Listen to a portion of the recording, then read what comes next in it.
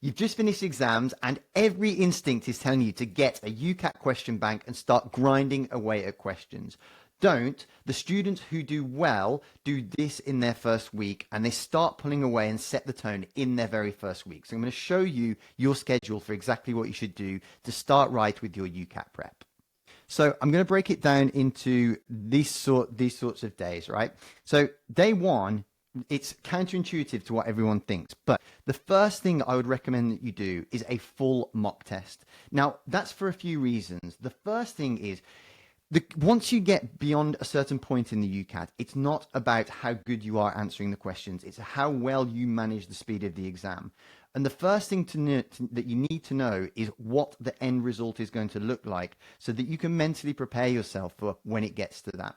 People worry that they're going to waste the mock test on doing it at this stage. I assure you, because you're so new to it and it's so fresh, all I want you to do is just do it once just to feel what it's like. Don't even worry about your score. Don't worry about reviewing any questions. This is day one, but you just need to know what the end result looks like so that you know what you need to work towards. And it might be a little bit scary, but that's the whole point. You need to do that.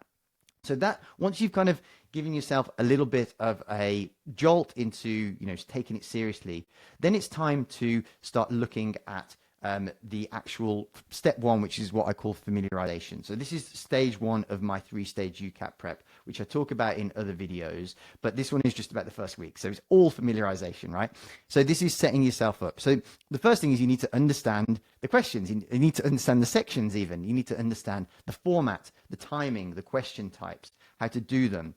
And I've done 4 days here, so 2, 3, 4, 5, because there are 4 sections. So it's just take one section each day, get a good UCAT course. We used to do a UCAT course, but now that's only available to people who are on our mentoring program, which you can find about more here if you want. But otherwise, get a course and just understand the sections. What I would recommend that you do is get a piece of paper, and for each section, just write down, it's typically anything from about 6 to maybe 10 question types, and understand what they are. So you know kind of almost like the curriculum of it, and you can understand what you think you're going to be good at, what you might be a bit weaker at, and start identifying areas that you need to kind of, all the areas that you need to be good at.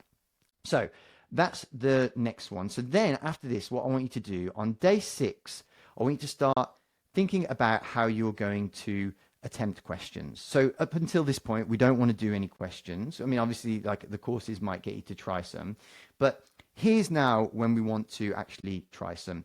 Now, what I do is you can do it one of 2 ways. You can either pick what you think is going to be your strongest section and start nice and easy, or you can pick what you think is going to be the hardest and go challenge yourself from the start.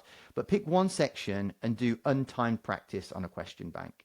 And this is so that you can just get a feel, because really next day, day 7, is going to be essentially a trial run for what your daily or morning or hour, whatever it is, practice routine is going to be like. Now again, for a proper practice schedule and a proper plan for it, I've done a whole video here on how to do it, how to time it, and all of that sort of stuff, so that you can check that out.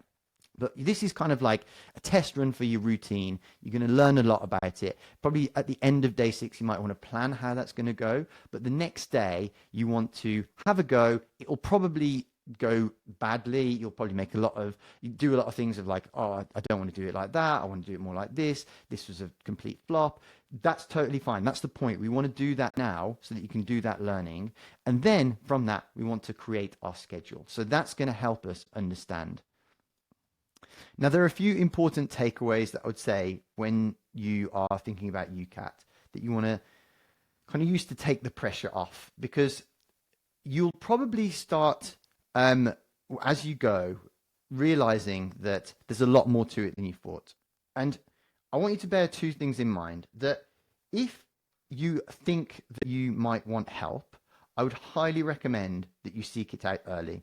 I'm telling you that it's a long journey, and there's a lot more to not just the UCAT, but the entire medical and dental school application than you think, and you won't really realize until you start. So if you think you're going to want help, I would, at some point, the earlier you do it, the better, and it makes the biggest difference when you get it right at the start. So that's what I would recommend. But the other thing that I would say to take the pressure off is that it's not just about the UCAT, right? The UCAT is important, but on the FutureDoc program, we don't have many people who do badly on the UCAT, but the people who do get bad UCAT scores still get in because it's about everything else about the application. Obviously, the UCAT is probably one of the most important parts, and doing well makes it a lot easier, but it's not the be all and end all. So it is important to pay attention to, but don't forget the other parts. There are lots of elements about the application, and they all matter. They're all important. And like I say, and they support like a great UCAT score. They can make up for a bad UCAT score, but they can't be forgotten. So all of these other things are really important. So if you want like a comprehensive system that's going to help, this predictable offer protocol at FutureDoc has a 93% success rate. We have a guarantee as well that if you don't get in, you can go again for free. So if you want to check that out, like I say, the earlier you get support, the better. You can find out how you can apply to join this program here. But now that we're in serious UCAT season, if you're serious about getting into a competitive medical school, a competitive dental school, I strongly recommend that you at least have a chat with us, submit an application, and join the call to see whether you qualify. And then you can see how we can help you on the journey to your chosen university. So thanks for watching, and I'll see you in the next video.